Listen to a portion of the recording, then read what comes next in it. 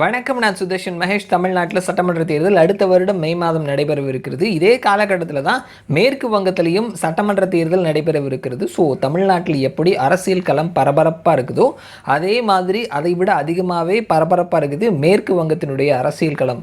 இதற்கு முன்னாடி நடந்த சட்டமன்ற தேர்தலில் அதிகமான இடத்துல மமதா பானர்ஜி தலைமையிலான ஆல் இண்டியா திரிணாமுல் காங்கிரஸ் கட்சி வெற்றி பெற்று அவர்கள் தற்பொழுது ஆட்சியில் இருக்கிறாங்க.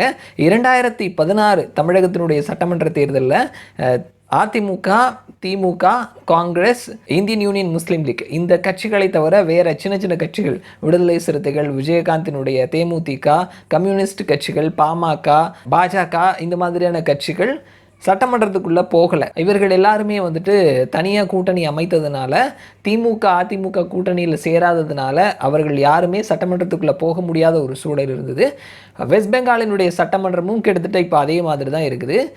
ஆல் இந்தியா திரிணாமுல் காங்கிரஸ் கட்சி அண்டு பிஜேபி இவர்கள் 2 பேரும் மட்டும்தான் சட்டமன்றத்துக்குள்ளே எம்எல்ஏக்களாக இருக்கிறாங்க.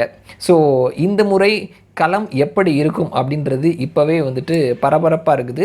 எதிர்கட்சியாக இருக்கக்கூடிய பாரதிய ஜனதா கட்சி அண்ட் ஆளக்கூடிய கட்சியாக இருக்கக்கூடிய திரிணாமுல் காங்கிரஸ் 2 பேரும் ஒருத்தர் மேலே ஒருத்தர் அலிகேஷனை மாறி மாறி வச்சுட்டு இருக்கிறாங்க. இந்த நேரத்தில் சமீபத்தில் ஒரு சின்ன தேர்தல் ஒன்று நடந்திருக்குது. விவசாய சங்கங்களினுடைய ஒரு தேர்தல் நந்திகிராமில் நடந்திருக்குது.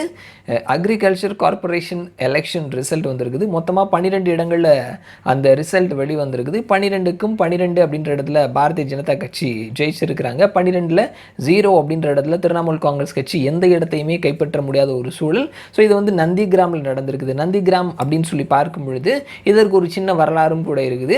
கம்யூனிஸ்ட் கட்சி ஆட்சியில் இருக்கும் பொழுது அங்கே அமையவிருந்த ஒரு ஆலை அதற்கு எதிராக போராட்டம் பண்ணது. அதுதான் மமதா பானர்ஜியை ஒரு பெரிய தலைவராக வெஸ்ட் பெங்கால் மாநிலத்தில் எமர்ஜாக வைத்தது அப்படின்னு கூட சொல்லலாம். ஸோ அவரினுடைய ரைட் ஹேண்டாக இருந்த சுவேந்து அதிகாரி, ஸோ அவர் தான் அந்த தொகுதியில் அந்த பகுதியில் ஒரு ஸ்ட்ராங்கான லீடரும் கூட.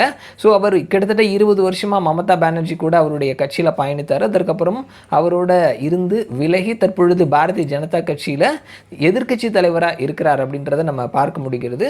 ஸோ இப்போது நீயா நானா அப்படின்ற மாதிரி ஒரு கடுமையான போட்டி மமதா பானர்ஜியோடு இருக்கிறாரு.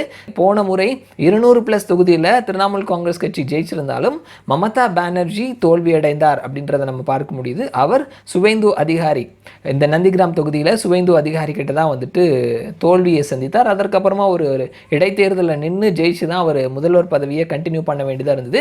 ஸோ அந்த அளவுக்கு வெஸ்ட் பெங்காலை பொறுத்த மட்டும் நந்திகிராம் பகுதியில் சுவேந்து அதிகாரி ஒரு ஸ்ட்ராங்கான லீடராக இருக்கிறார். ஸோ மமதா பானர்ஜியவே வீழ்த்தினவர். இந்த மாதிரியான ஒரு குட்டி தேர்தலில் திரிணாமுல் காங்கிரஸை ஓட விடுவது ஒரு பெரிய விஷயம் இல்லை அப்படின்ற மாதிரி நமக்கு தோணும். நாம் ஒரு சின்ன லெவலில் நடந்த சாரணர் இயக்க தேர்தலை கூட ஒரு பெரிய லெவலில் அரசியலாக்கணும் இல்லையா? அதே மாதிரி தான் நேற்றுக்கு நடந்த இந்த ஒரு குட்டி தேர்தலும் கூட ரீஜனல் லெவலை தாண்டி தேசிய லெவலில் செய்தியாக இடம்பெற்றது அப்படின்றத நம்ம பார்க்க முடிகிறது.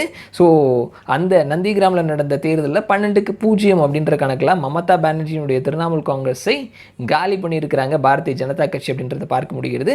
வெஸ்ட் பெங்காலினுடைய தேர்தல் களம் எப்படி இருக்குது, யாருக்கு சாதகமாக இருக்குது அப்படின்ற ஒரு சின்ன அலசலை நம்ம வரக்கூடிய நாட்களில் நான் உங்களோட ஒரு வீடியோவில் பகிர்ந்துக்கிறேன். மறுபடியும் நான் உங்களை இன்னொரு வீடியோவில் சந்திக்கிறேன். அது வரைக்கும் நன்றி.